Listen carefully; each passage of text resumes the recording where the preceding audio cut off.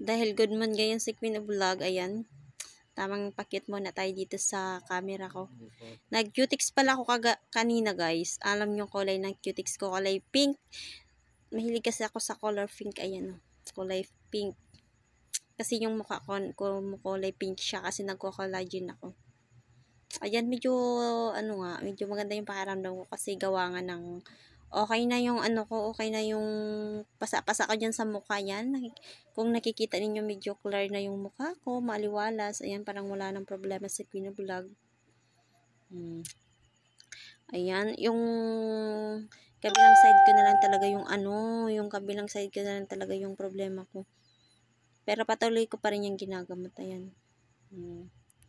Ayan ha, yun sa tag dito dun sa mga legit supporters ko. Ayan, kung nakikita ninyo ha, hindi na siya masyadong hindi na siya masyadong malaki. Kaya ayan na.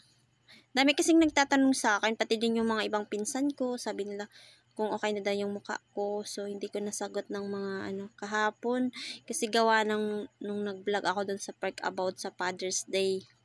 Kaya ngayon ko lang nasagot. Mag-vlog ako ng ng mga 2 minutes lang. Ayan.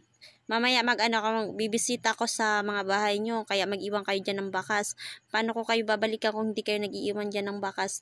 Before nyo i-heart yung video ko, mag-comment din kayo. Kasi dyan ako sa profile nyo. Ino-open ko yan. Tapos nakikipag-engage ako. Dyan sa reels ninyo mamaya. Kasi maganda yung ko. Lagi ko naman yung ginagawa, yung nag-i-engage ako. Ngayon, matutulog na si Queen of Vlog kasi 9